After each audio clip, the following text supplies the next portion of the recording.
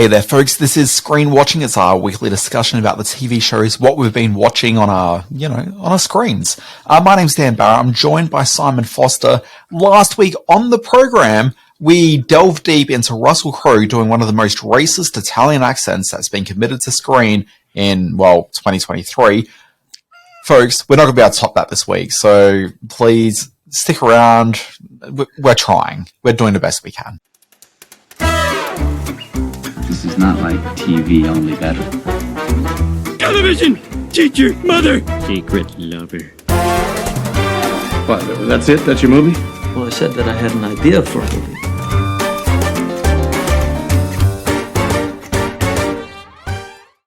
Folks, this is Screen Watching. My name, Dan Barrett. I said that earlier. I also mentioned Simon Foster's name. So we've done that.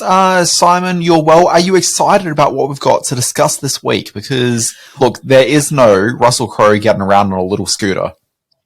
No, there is no Russell Crowe this week, which is unfortunate. Every week should have a bit of Russell Crowe. Hello, everyone. Welcome to Screen Watching. I am Simon Foster. I think I'm going to come close to topping Russell Crowe's very racist Italian accent in The Pope's Exorcist with Jackie Chan's impersonation of a Native American in his new film Ride On, which I was able to see today, which I'll be reviewing in the hours ahead. In fact, while we're sort of dealing in racial stereotypes, Mafia Mamma, the new Toni Collette film, also gives it a good shot as well. So, hey, we're sort of highlighting some of the less enlightened interpretations of our international brethren and sisters out there.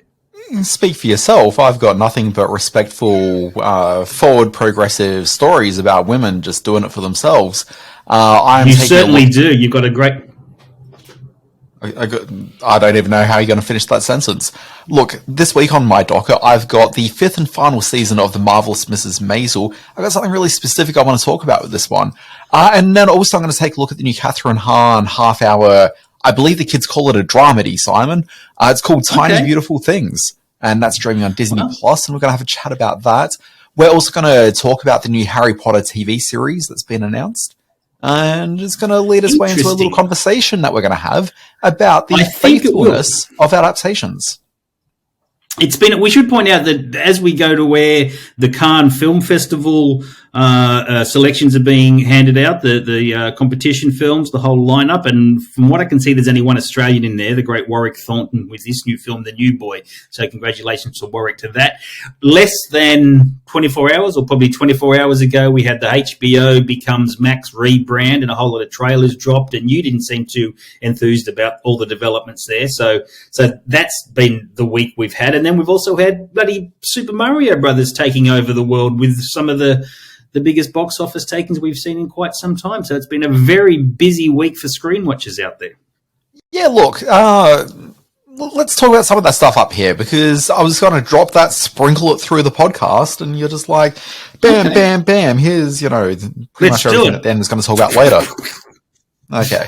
Cannes, I've established on the podcast, I got no interest in hearing about the Cannes Film Festival. You can't pronounce any of their names, so you don't know what you're doing. You nearly had a stroke trying to get through their names. There's that, but as I tell you, every time that you bring up Cannes, Simon, I don't care for it. All it does is delays the movies I want to see by several months so they can have their little debuts at Cannes. Don't care for it, Simon. Do not want. You mentioned the HBO Max rebrand. This is a rebrand that was 2 years in the running. And then what did they end up revealing? Pretty much a platform that looks and feels exactly like the platform that they're just rebranding away from. Like, there's nothing different except... That's what caught me by surprise in that they're showing a whole lot of trailers, which clearly came out, which were clearly sort of commissioned and filmed under the previous regime and under the previous. So they're just sort of saying, okay, we're going to give you what we already promised you. And I stepped all over what you were going to say. Then what were you going to say? Well, I was just going to say, I mean, essentially, all the programs they announced would have existed if they just kept calling it HBO Max. Like, if nothing had changed rebrand-wise, exactly the same. So all that's the case. The only thing that changes is that if you're paying for HBO Max in the US now, it means that you'll also get a whole swath of of Discovery TV programs that if you're a refined HBO viewer, you're probably not that interested in seeing Dr. Pimple Popper MD. You're probably not that interested in 90 Day Fiancé. They're these TV programs that are at the opposite ends of the spectrum. But what they haven't done is, so what they have done is they've got rid of the word HBO from the title because they did their market research and they found that it was really off-putting to a lot of people they kind of felt that the HBO programming wasn't for them. It was maybe a bit too hoity-toity. It was a bit too fancy pants. Didn't really care for it. So now they've decided to smash together hoity-toity drama with low-end reality unscripted, and there's no middle ground in the middle.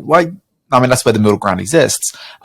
There's nothing smack bang in the middle. So all these, sort of quasi-premium-ish, free-to-air dramas that you see. So, your CSIs, your Law and Orders, these dramas that are really well produced, have pretty strong performances throughout it, but aren't necessarily... What's that?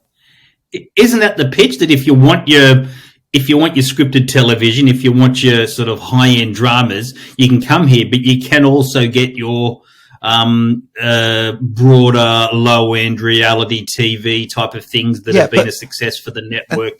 And that's fine. It's fine to go broad, but you've got these things that are at the opposite ends of the spectrum. You don't have anything in that middle ground, which is what I'm talking about. Yeah. So you don't have that mid-range drama, which can appeal to people who might be interested in that high-end drama, as well as, the people on the reality stuff who want that more middle-of-the-road stuff.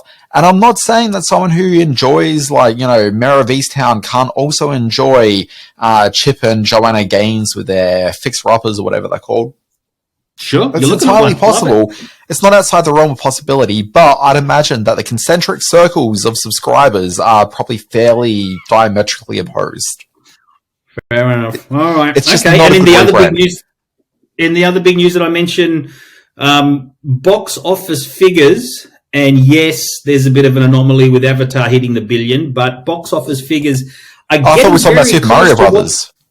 We are talking about Super Mario Brothers, but they're getting very close to the box office figures of pre-pandemic time. So people have come back to the movies, and whereas Avatar, while it wasn't always a sure thing, it did prove to be the blockbuster that everybody hoped.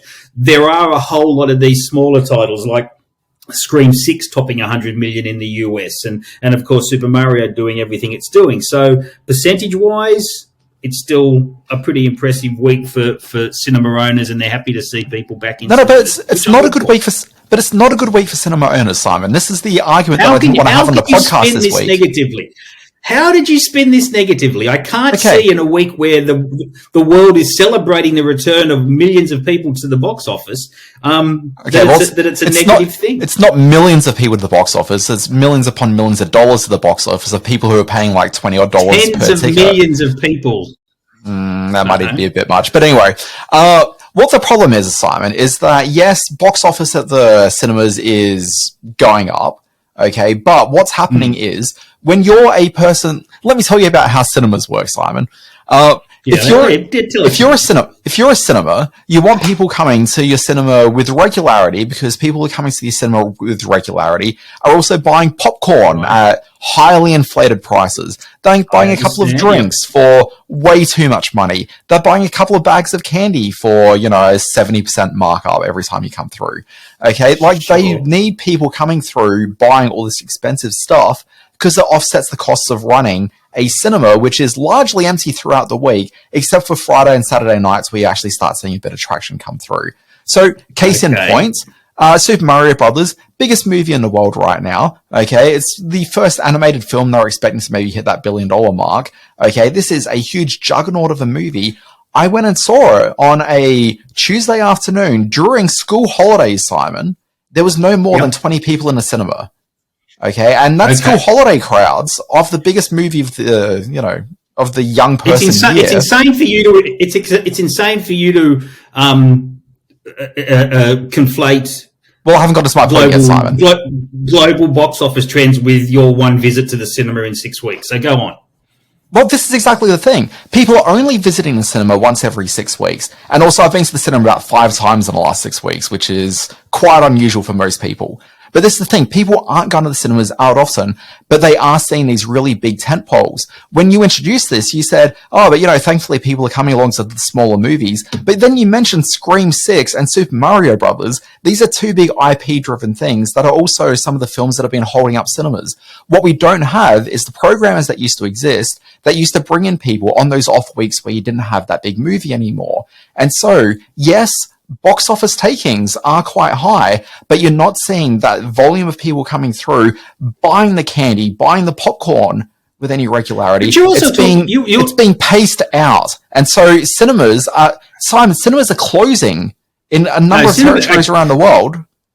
You're spinning this in such a way that the sort of numbers and the sort of details that you're putting out there are not sort of the truth, or are not easy to be backed up. You were also talking about the same week that a film like Air, which cost nothing to make, hits Simon, US it actually did cost $30 million.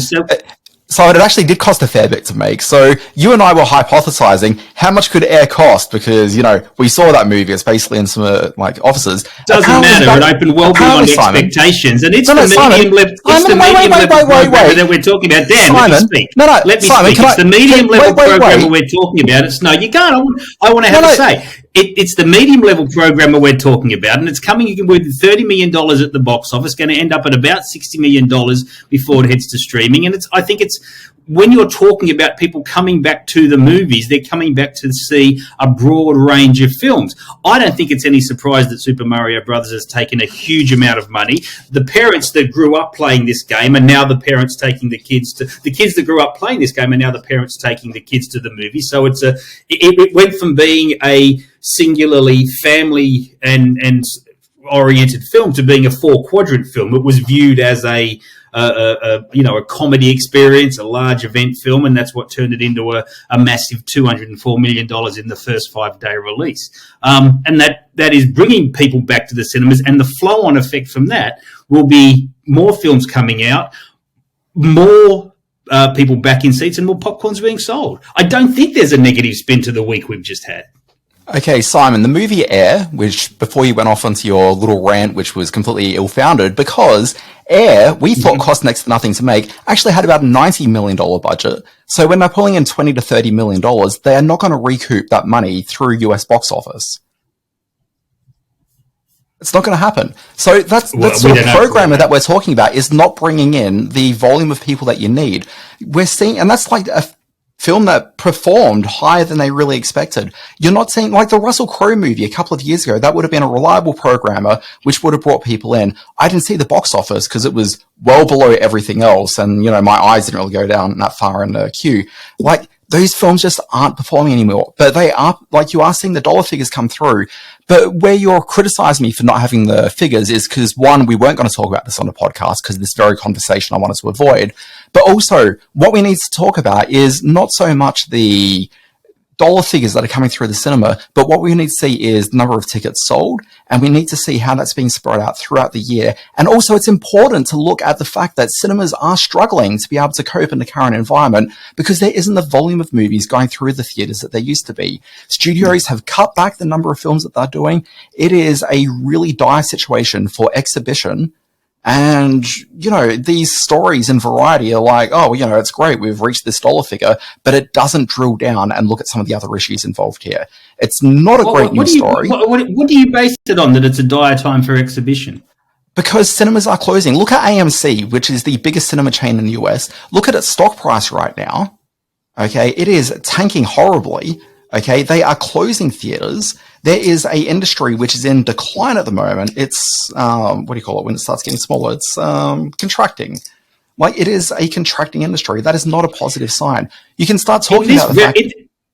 In this very week, the Chinese owners of Hoyt Cinemas have seen it to be the perfect time, because there's such an upswing predicted for the exhibition chain to sell the Hoyt's chain here in Australia, which is now on the market, and a very detailed sort of payment plan has been structured from the Wanda Group out of China to sell Hoyt's, and to sell it with significant growth in the future because they see the industry moving up. That we keep talking about this. Sorry, Simon, can you explain that? We keep talking about Simon, I can understand what you're saying. This. No, don't be sorry. Let me listen to what I'm saying. No, I'm asking a question. Sorry, are you saying that Wanda's selling the Hoyts Group?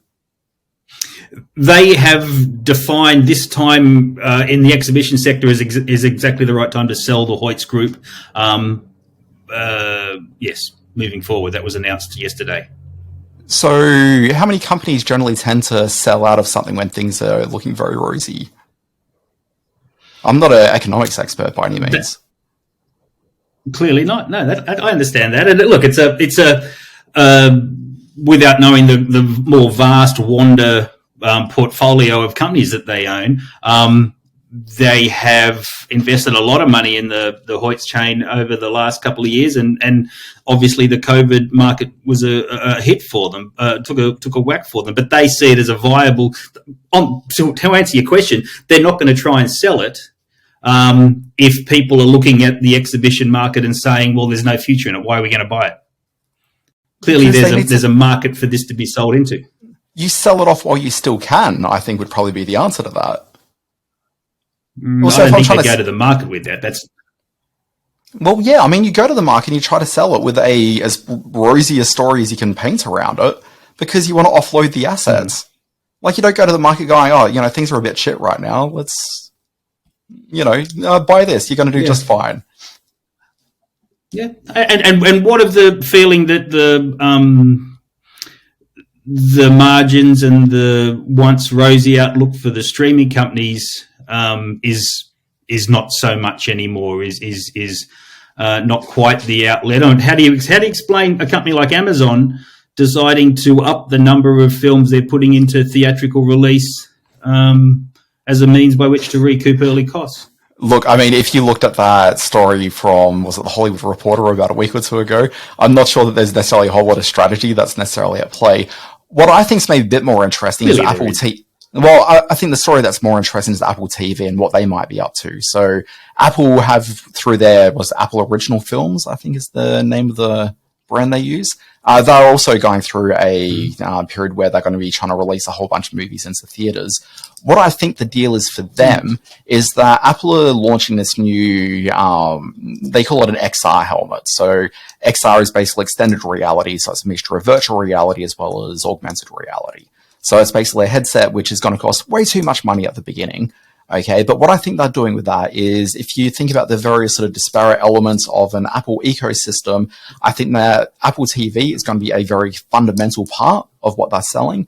And they're going to be selling that same experience I have when I put on my VR headset, which is I do it mostly to watch movies. So I've got an app which puts me into a cinema experience, and I can watch a movie on a big screen or a TV show. And actually, Amazon's got an app as well, where the other day I was watching an episode of Picard on a big cinema screen, but in the comfort of my own VR helmet, while lying while on my back, and also I fell asleep halfway through because when I lie down, a ridiculous series of words thrown together to make up a sentence that somehow is meant to.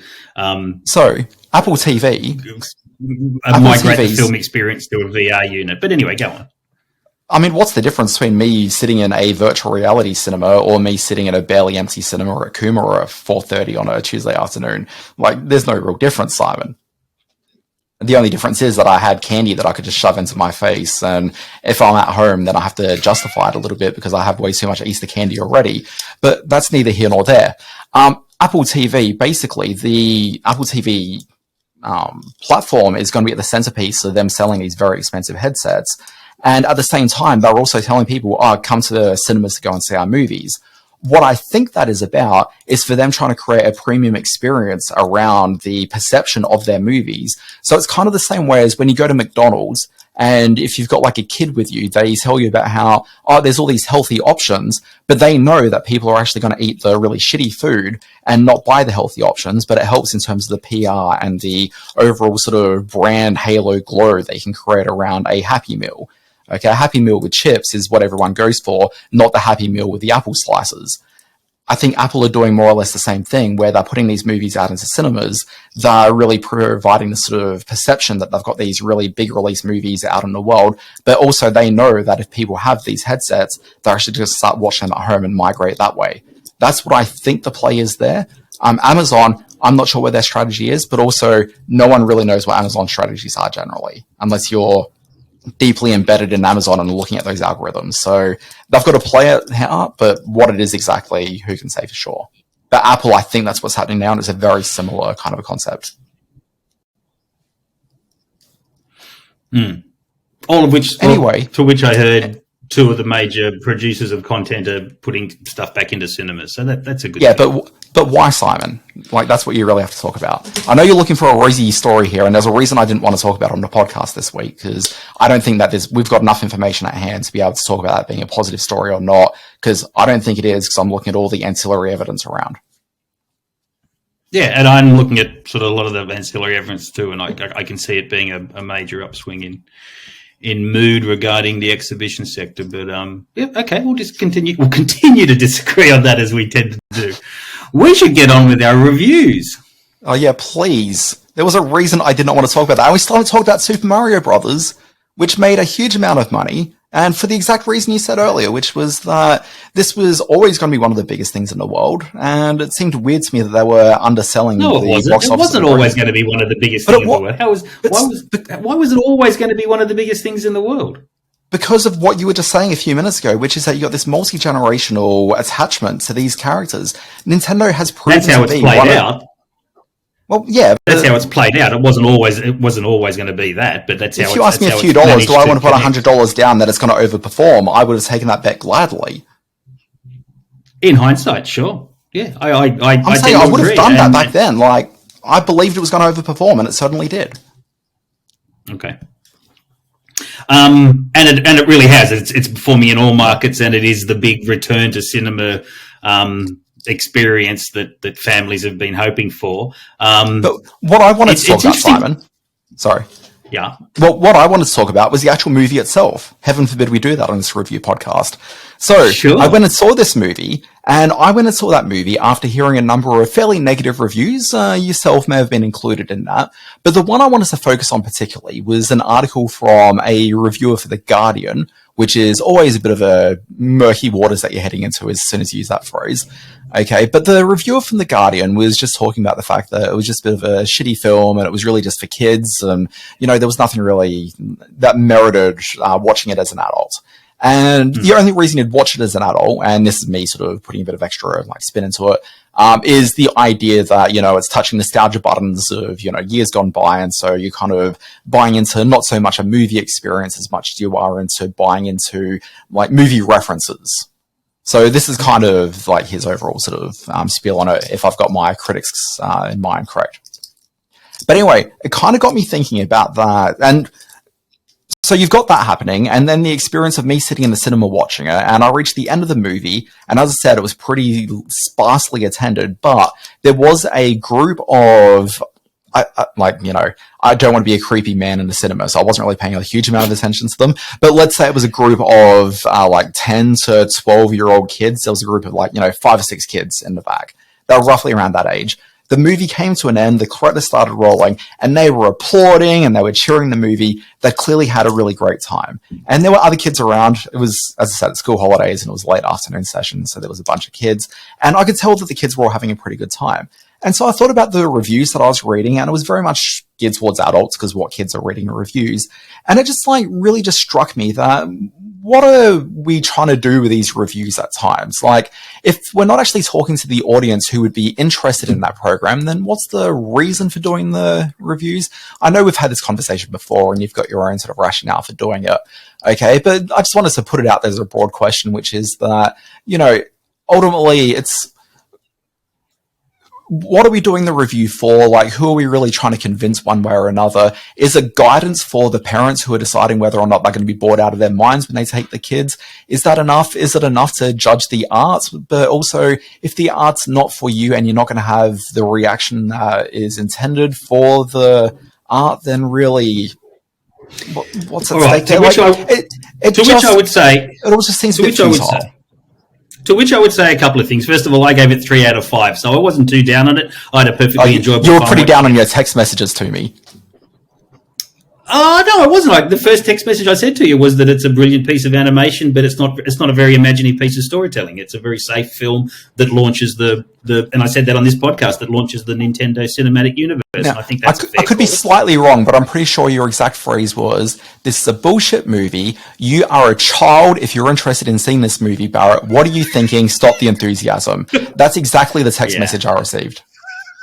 That's exactly right. That's exactly what you received, sure. To which I would also say, to put at the feet of film critics their reaction to this movie, which is currently at 57% on Rotten Tomatoes, I just checked.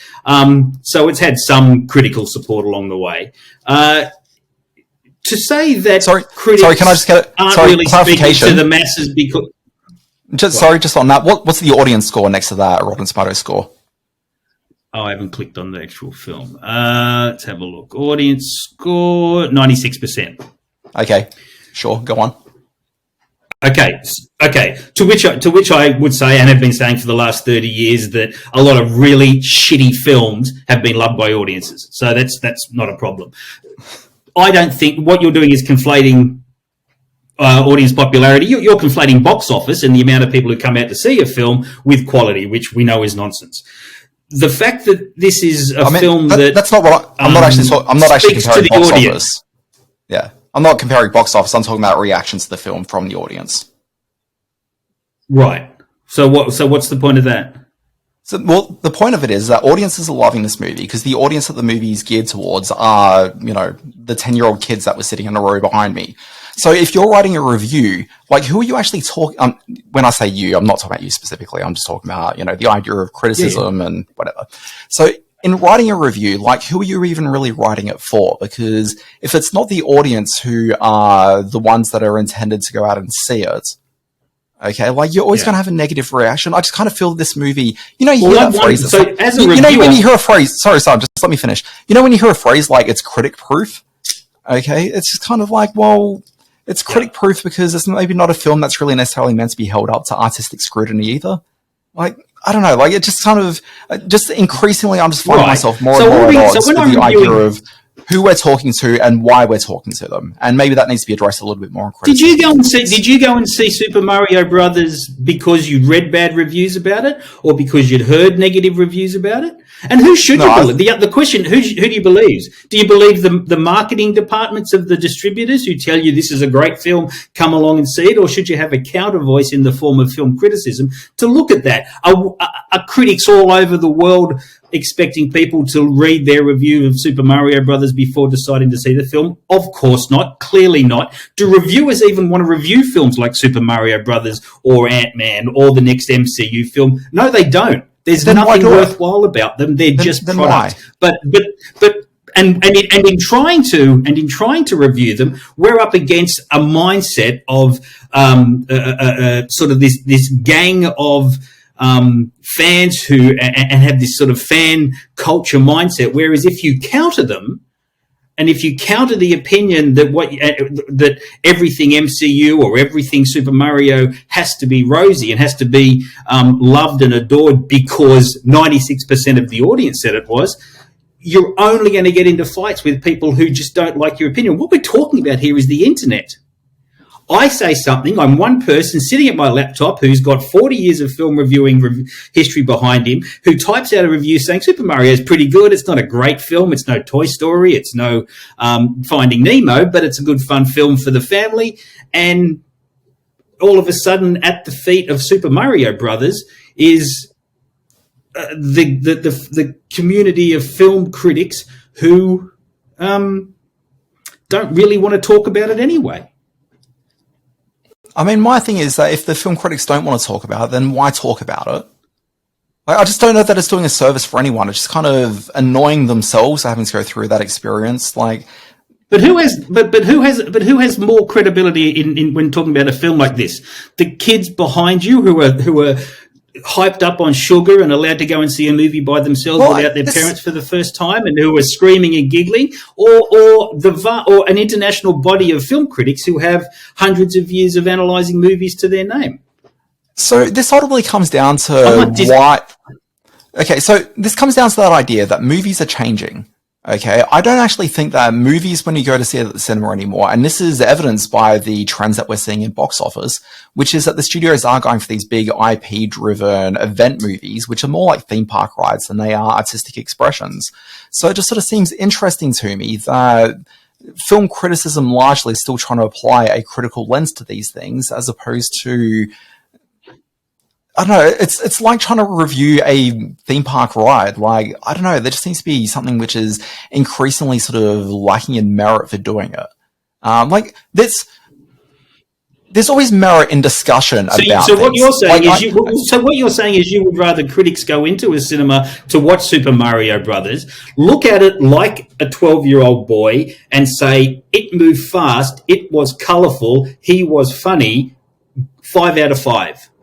that's not what I'm saying at all. You're expecting a 55-year-old man to go in and who well, has... my argument is they shouldn't bother to begin with. Let me finish that, Dan. Let me finish. To go into a cinema and say, I'm going to put aside all that I know about reviewing a film. Character, pacing, timing, story structure, editing, all the things that I apply to every film that I review.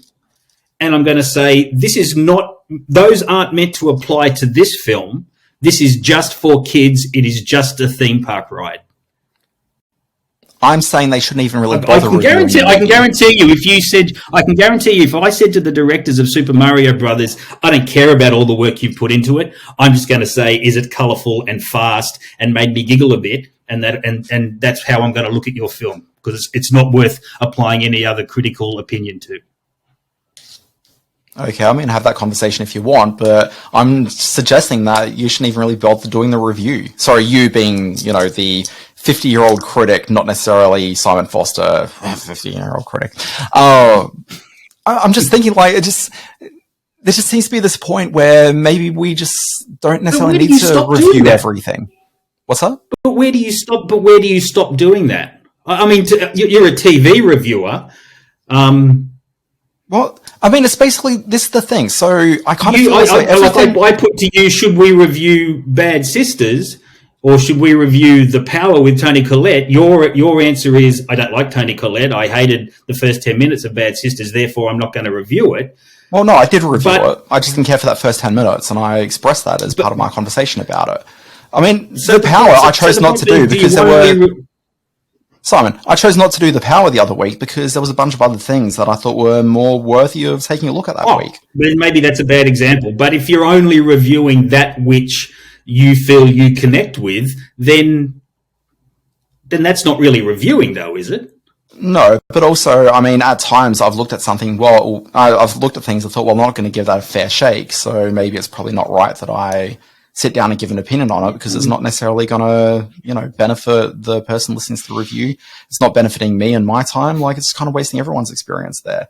And also for people that may actually enjoy it, like, why should I lead someone astray just because I don't care for Toni Collette?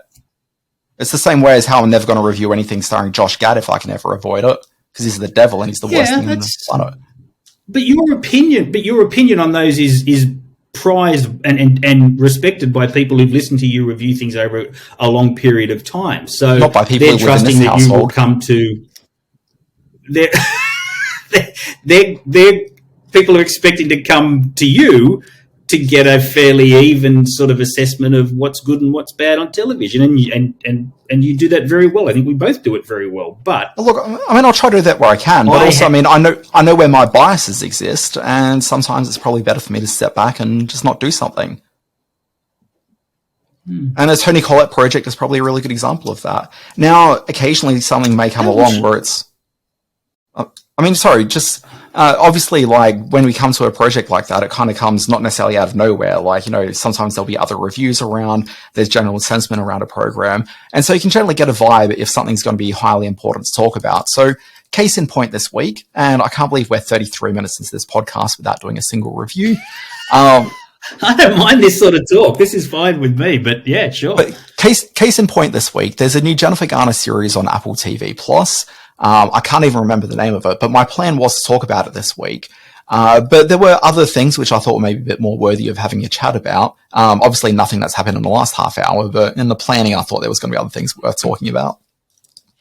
And so I chose not to review that and instead to focus my attention elsewhere, because the general vibe around that Jennifer Garner series was that there's really nothing kind of special about it. I knew that people in our audience weren't really sort of hanging out to find out what people thought about the new Jennifer Garner series. People are probably more interested in finding out about the Jennifer Hahn TV series, Tiny Beautiful Things. So my attention is probably better spent there. I like Jennifer Garner. I think she's now that's really intriguing interesting. screen presence. When you put Okay. those... I was going to say, but just generally... when you put those shoes on... Well, I was just going to say, I weighed it up and thought my time and energies are better spent there, because I kind of feel that I'm just going to say the same thing that the general vibe around the show is, which is, you know, it's a bit of a mediocre viewing experience that, you know, probably not really worth your time.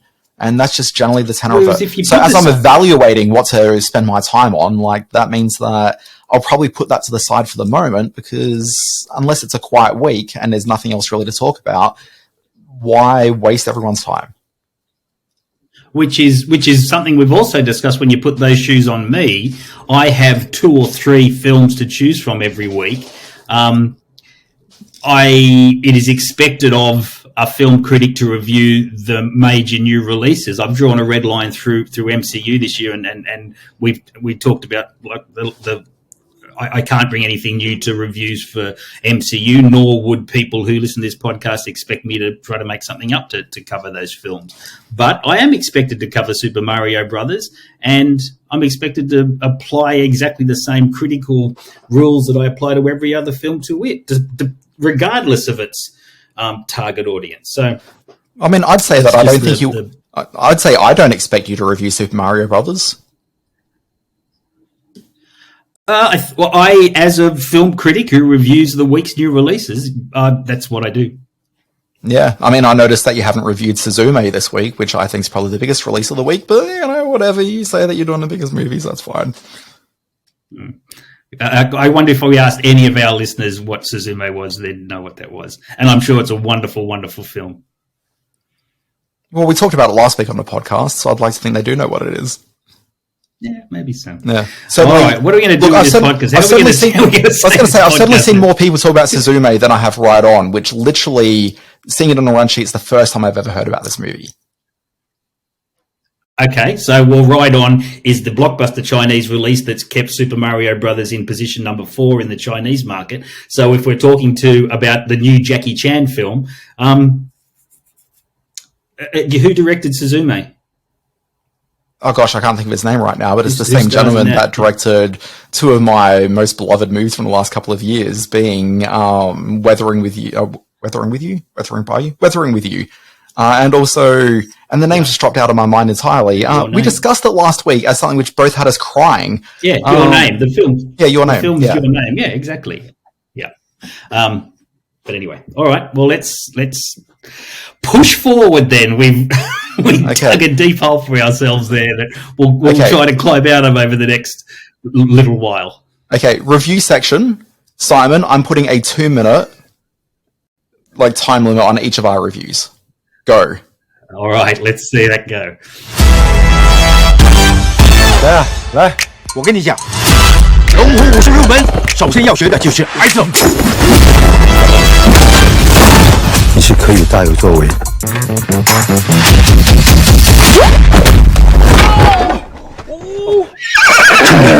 As we mentioned, Ride On is the new blockbuster Chinese film that opened a week ago in China, hits cinemas here in Australia as we record this today.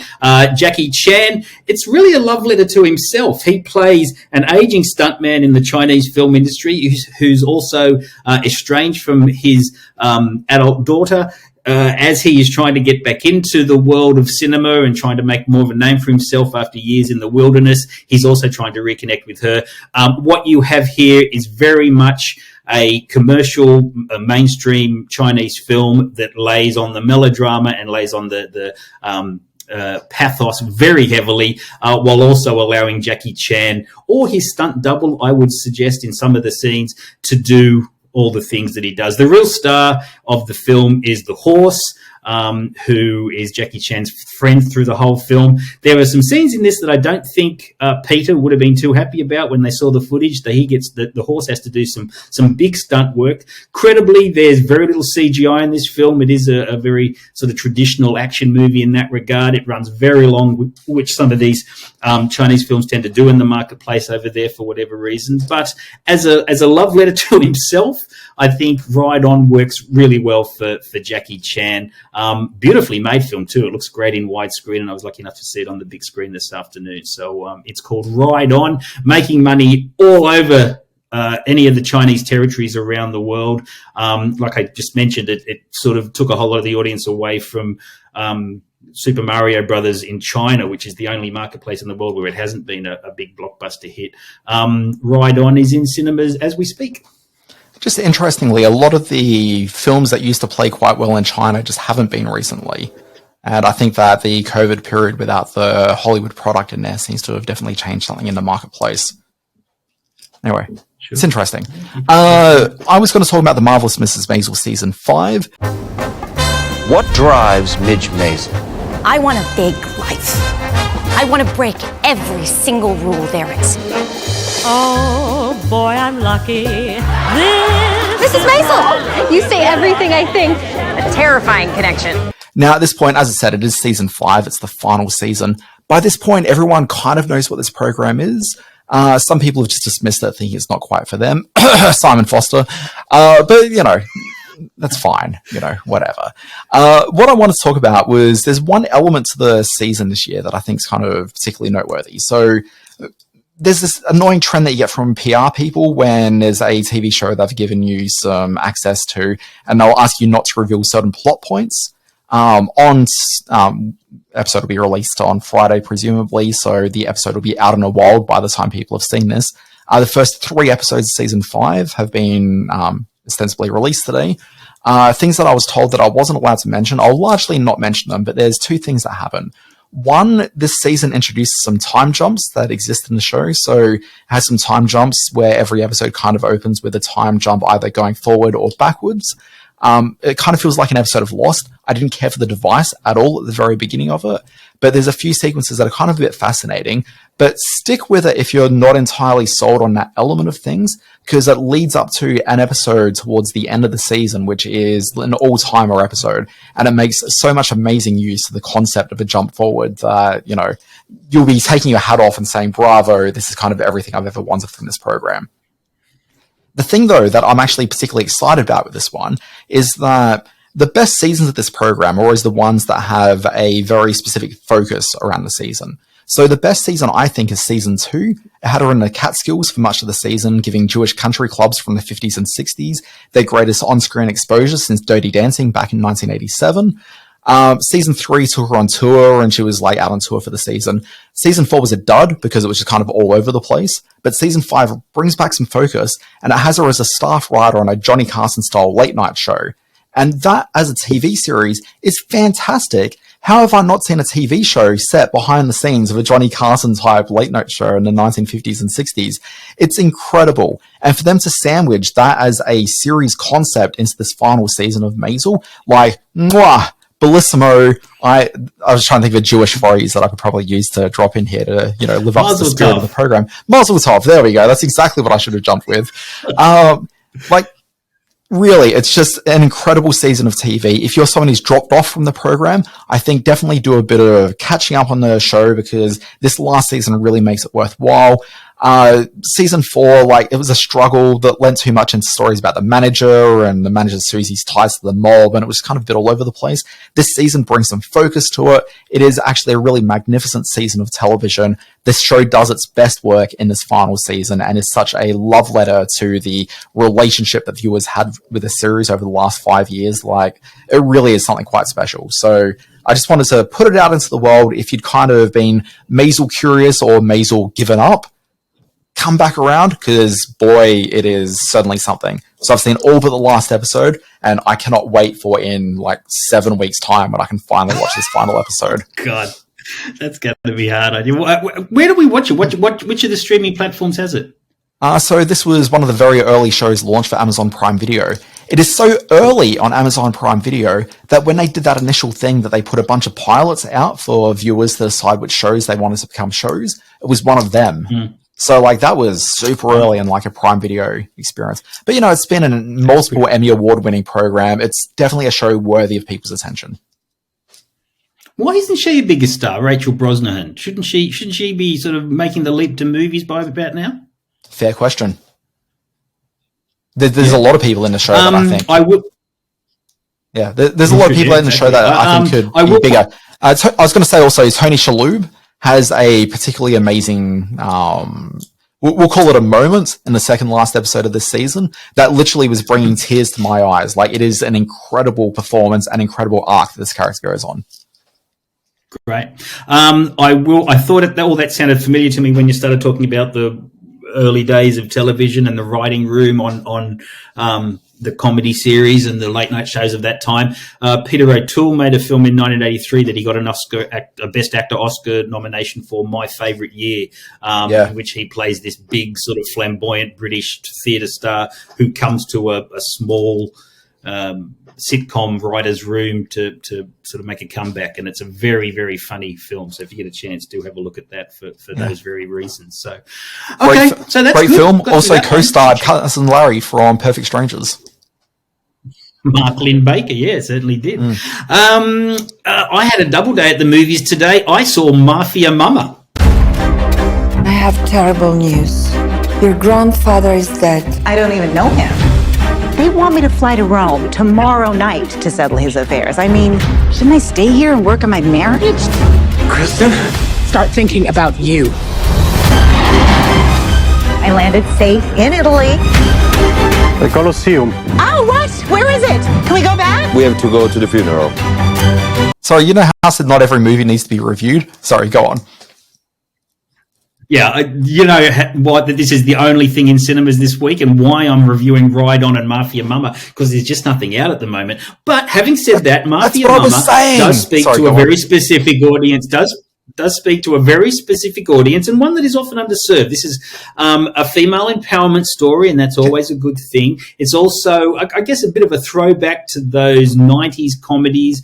I've seen a couple of reviews that compare it to something like Analyze This or Analyze That, and some of those sort of star-driven comedies that all take place in a very small setting. Mafia Mamma, like Analyze This, is set against the world of the mafia, obviously. Toni Collette, who she doesn't do a lot of comedies, and I can sort of see why. She plays very big to get the laughs across, and that can kind of work against the real reality of the character.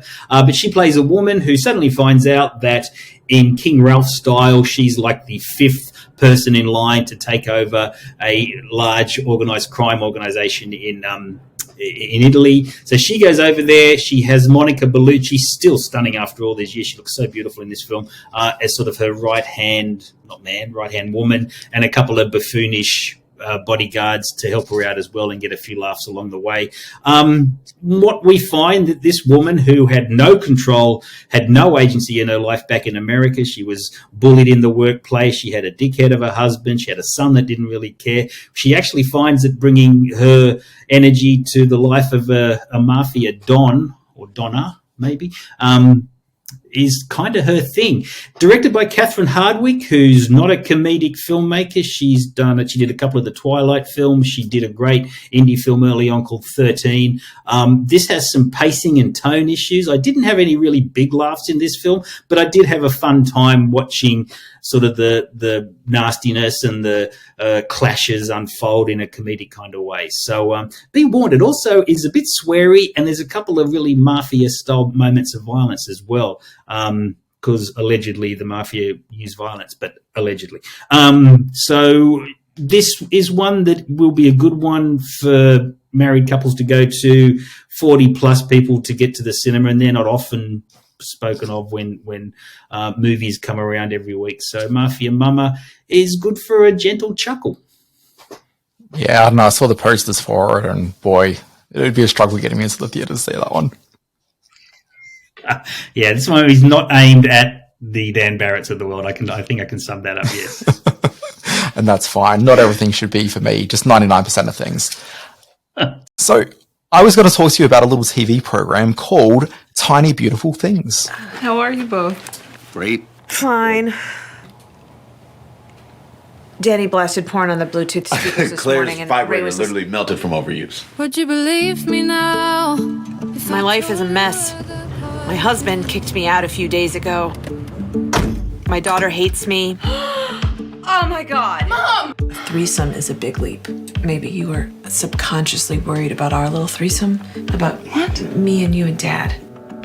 Ew! No, I don't mean it in that same way. So, Simon, I don't know if you're across this one yet. I think you might have seen the first episode or two. I did watch the first and a bit of the second episode of this. I found it very bleak. I'm keen to see what you say because you responded in the positive. So I'm keen to see how you spin it. Catherine Hahn, big plus. Big plus. Yeah, I can deal with a bit of bleak. I'm a grown-up. I'm a big boy.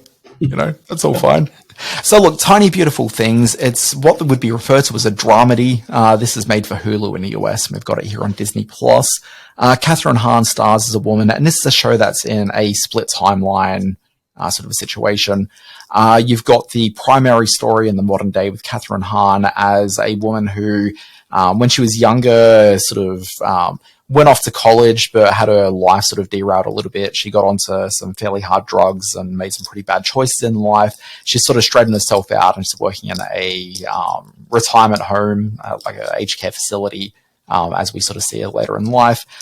She's just broken up with a long-term partner and, he's taking custody of their daughter who doesn't really want a whole lot to do with her. She's just someone who's dealt with a lot of trauma in her life and just keeps on making some fairly bad decisions along the way. As the series opens, she's just sort of left the husband, so she's still in therapy, like dealing with that relationship. But also a longtime friend of hers has told her that he's actually the agony aunt of whom she's been fairly sort of interested in reading the written work of in the last sort of couple of months. And he says, it's a not for pay, like the position won't pay anything, but you're actually the perfect person to be writing this agony aunt column. So it's really about this series with Catherine Hahn, who has made all the wrong decisions in life, is suddenly the person who's dealing out advice to other folks. And so the way she's doing that is really drawing upon her pain and the mistakes that she knows that she's made and applying that when providing advice to other people. When I say dramedy, it definitely leans a lot more on the drama than it does the comedy. But if you're a fan of those sort of half hours, like say Casual is probably a pretty good comp for this one. And I should point out Liz Tigelaar, who's the woman that's adapted Tiny Beautiful Things from a book by Cheryl Strayed. Liz Tigelaar's got, a very healthy resume of working on various films and TV shows, including the aforementioned Casual. So she definitely brings that pedigree through. Lots of really sort of dark adult humor coming through this. So this is exactly the sort of thing that used to be a movie a couple of years ago that would be, maybe someone's, one of their top 3 films of the year and just sort of hits them in a really personal way. These sorts of things don't get made as movies anymore. They get made as Hulu original series. And if you kind of miss those sorts of movies, like persevere with the fact that there's 8 episodes of this instead of a nice tight 2 hours, which is what it should be. But ultimately, if you can embrace the format of it, like go for it, because definitely this is a quality way to spend your time. Tiny Beautiful Things on Disney Plus. As we head into the 4th hour of the podcast, let's have a quick intermission session.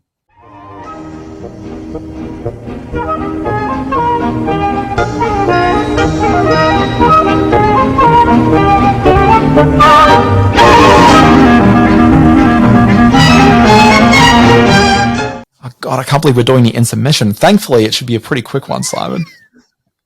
I think so. You've come up with a good idea. This is how faithful do we want adaptations? Now, you've quoted to me a Vulture article because, and maybe you can put this better, but at the Max launch, they came out and said, we're going to do a quote-unquote faithful adaptation of the 7 Harry Potter books that are going to unfold over the next 10 years. And it's going to be like this mega mini-series type of event.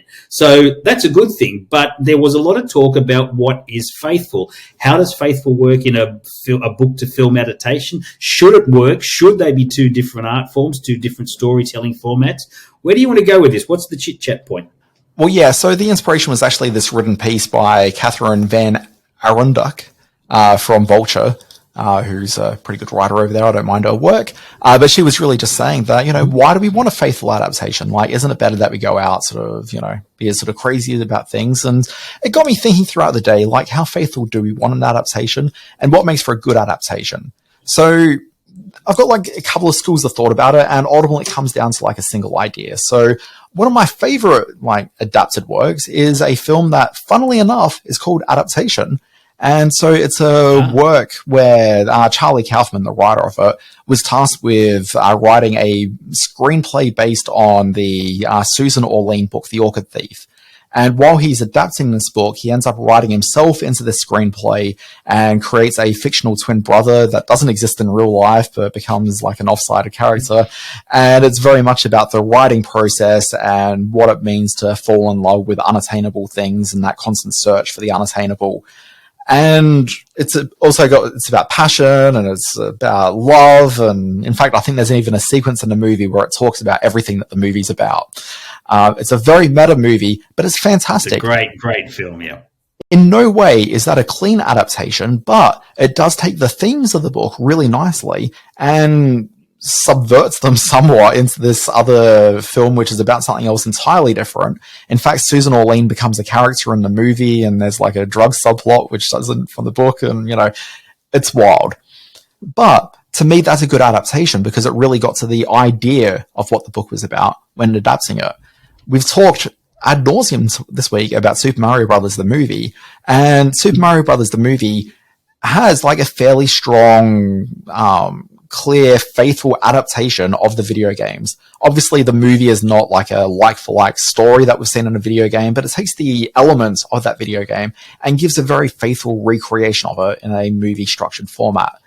Compare that to 1993 when they took the idea of these two plumbers and some of the iconography and then just like perverted it completely for a film that was highly reviled, okay, because it's not a very good movie, and it didn't really stick to the source material at all. And ultimately, what I think makes for a good, faithful adaptation is one that isn't necessarily a beat-for-beat recreation of the original source text, but really something that keeps the spirit of that alive and encapsulates it in the newly formed product. To me, that's a faithful adaptation. It's not about the lines. It's not about the visual representations matching sort of written cues within a book. It's about the spirit. It's about the vibe, and it's about the intent that the author and the audience have while consuming that product.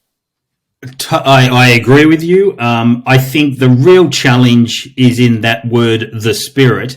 What only the very best screenwriters and filmmakers are able to do is take and define what the spirit of the story is, and then convince the readers for the readers to come with them into the cinema and see what they've done with their favorite characters and their favorite scenes from the books or the plays or the video games or whatever.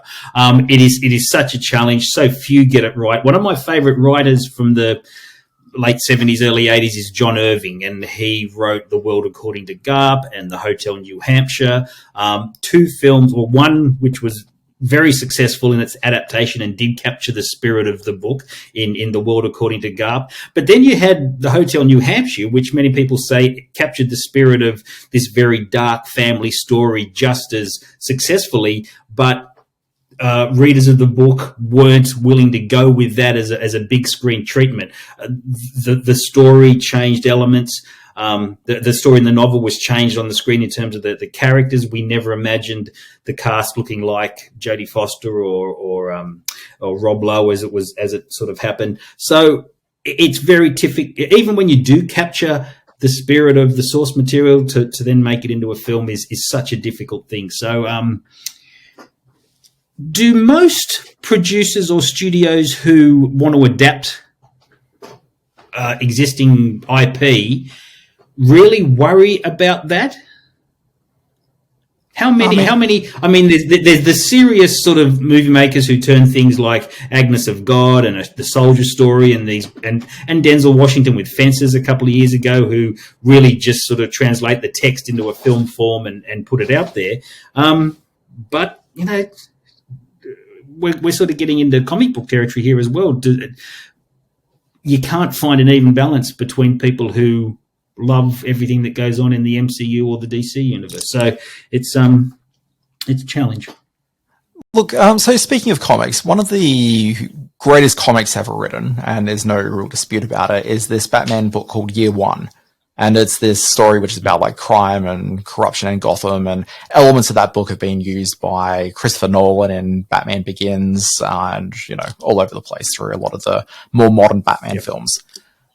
There was a direct-to-TV movie, well, direct-to, digital DVD release called Batman Year One, where they actually really faithfully took the comic, which, I mean, a comic is a series of panels that is obviously fairly close to like an animated film already. They really just gave it a bit more juice and a little bit of extra dialogue here and there. But a more faithful adaptation of a book I've never seen, like, ever delivered to the screen. You can kind of do that with a comic to animated platform.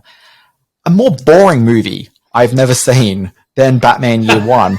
Because, there was nothing, it just essentially took something which works beautifully as a comic. Like, it really is one of the greatest comics ever written. Okay. And then just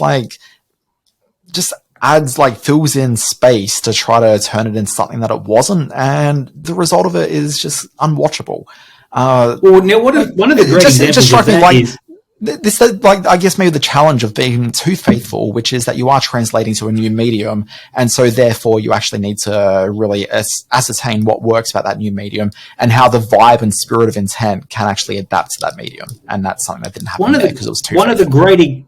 One of the great examples of that, and a film that is so divisive, and some say it's not really like the graphic novel upon which it's based, but it's still a great sort of work in and of itself, or it kind of gets all the important books of... Simon, if you say Watchmen right now, I'm going to murder you.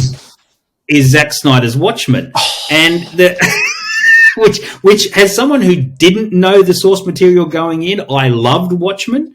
Even you who don't like Watchmen would have to admit that it's got a real groundswell of supporters out there as people who look at it and say it's Snyder's best work, it's a great comic book adaptation, so it does have a body of support out there. Snyder's best work. What faint praise. The spirit. Yeah, all right, well, I think it did work. Anyway, so the issue is capturing the spirit. God, we're getting to some deep depths here on the Screen Watching podcast this week. I know. And Simon, we've got to move on. Okay, Simon. All right, let's do that then. In 30 seconds, what have you been watching this week?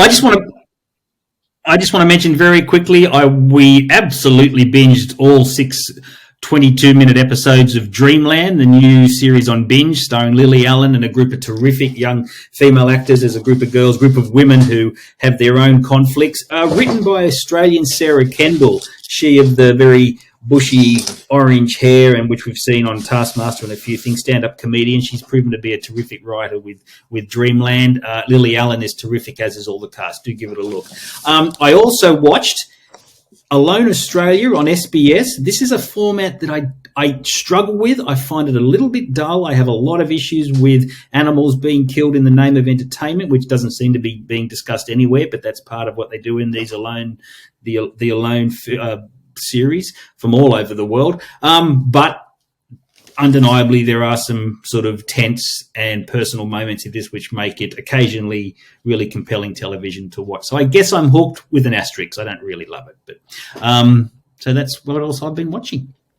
Oh, sorry. I was just distracted by reading my copy of Watchmen here. Oh, you got your copy of Watchmen there, see? So you love the book and obviously love we don't want to really get into why you didn't like the movie, but it's understandable.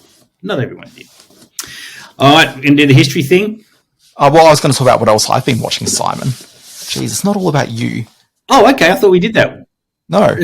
You finished. Okay, go on. Yes. I finished Seinfeld. I was talking the other week about how I was doing a rewatch of it. That final episode, fairly divisive. Yes, you were. And look, I've never really cared for that final episode so much, but it kind of worked for me this time through. Like, maybe it's the fine wine of Seinfeld. Like, it's just took a bit of aging. Now that you've watched the whole series, are you going to, and I put to you, Dan Barrett, your favourite Seinfeld episode is, what's your immediate reaction? Look, I don't even know how to really respond to that. Don't overthink it, just give me one.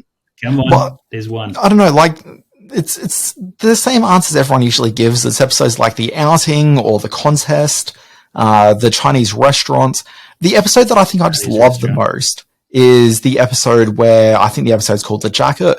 Jerry's bought a very expensive suede jacket.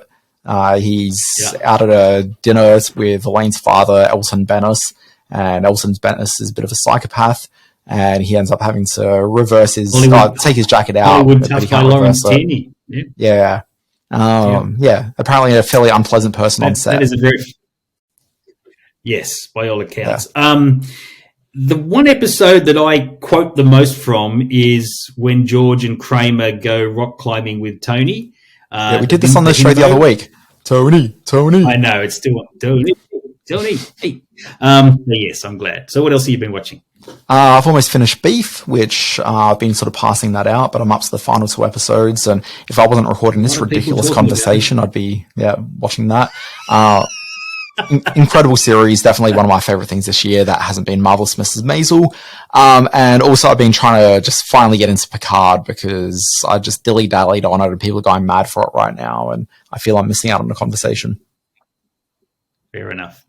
This day in history. Okay, April 17, 1981. Here's a series of questions for you, Dan Barrett. Okay. Dennis Quaid and Shelley Long attend the red carpet premiere of their new film, which stars a music industry icon. Name the actor and the film.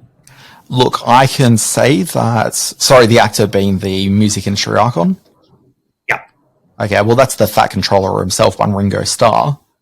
And I'm pretty sure the movie's called Caveman.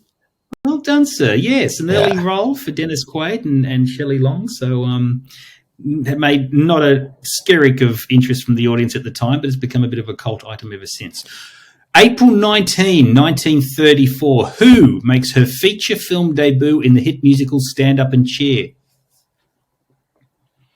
Okay, this is me flipping a coin between either Judy Garland or Shirley Temple, and I'm going to go with Shirley Temple. Well done. Yep, that's exactly the same response that my wife gave as well, 1 or 2. Okay, April 20, 1957, Melbourne stations ABV2, HSV7 and GTV9 give over their weekend schedules to broadcast what for the first time? So... Melbourne stations ABV 2, 7 and 9. Yeah, so their weekend schedules. Look, my immediate thought is that it's like election coverage or something like that, but also it's April, so I'm wondering if maybe Easter fell in that weekend. So I'm gonna say maybe like church services. That's a good guess. It's wrong. It is the Victorian Football League, which would then become the AFL.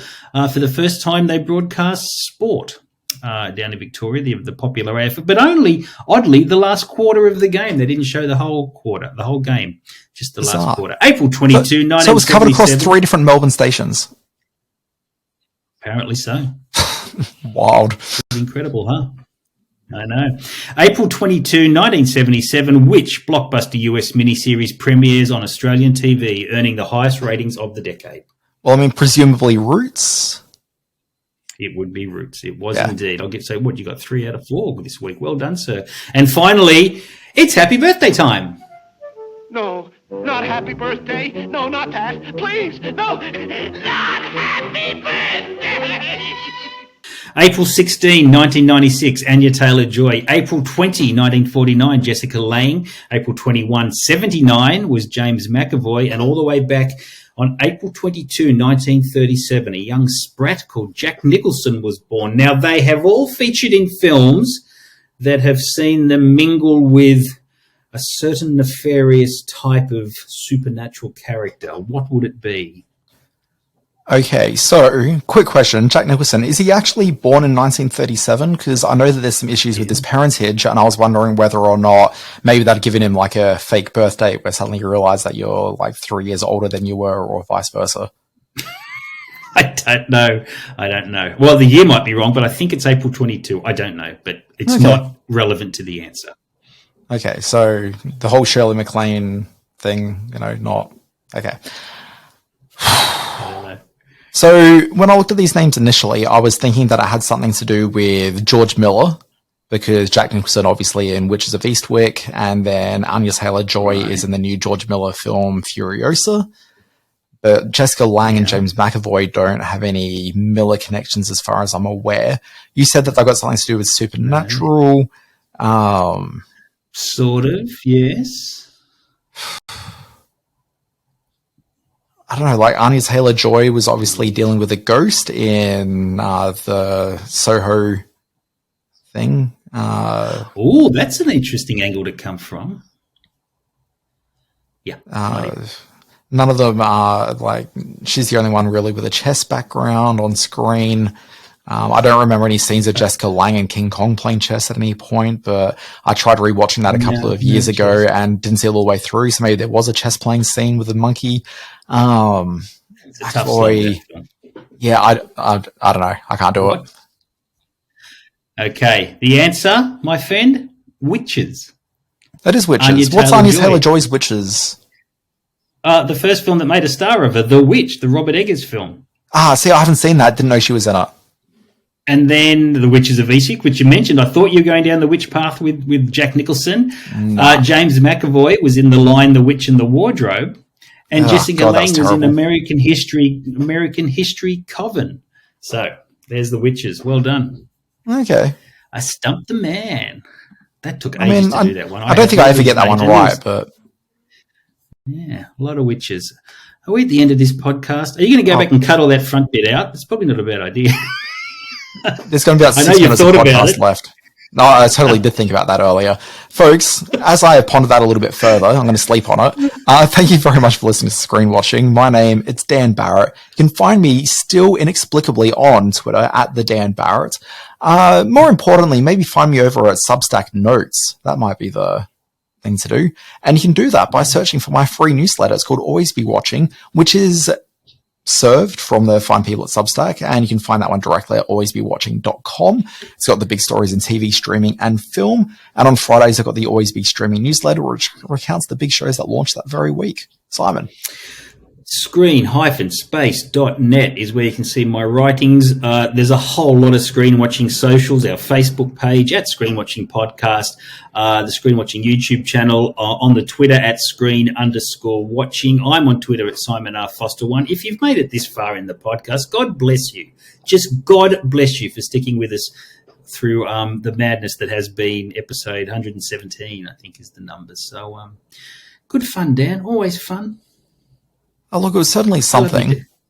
I love you, Dan. There's no hard feelings. We sometimes get heated in our different perspectives on the screen watching sector. On the exact same topic every time.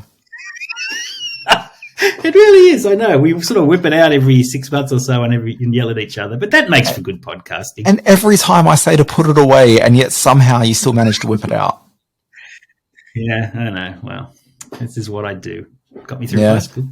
Anyway, next week, sorry, I'm just going to give some forward sizzle while we've already wasted people's time. Next week, I'm going to talk about Mrs. Davis, which is a show that I'm very excited to check out. So that's the new Damon Lindelof co-created program. Love Betty Gilpin. Also, Drops of God, which is a really interesting drama about wine, is dropping on Netflix. There's also Dead Ringers, the TV series remake of the Cronenberg film. Wow, we have got a big week next week because I've got new Florence Pugh film, Evil Dead Rise, and what's the other big one next week? I can't remember. Anyway, but there's a bunch of big stuff out next week.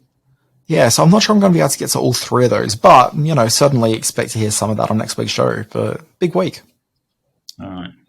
Good stuff. Good night, Dan. Good night, Simon. God bless.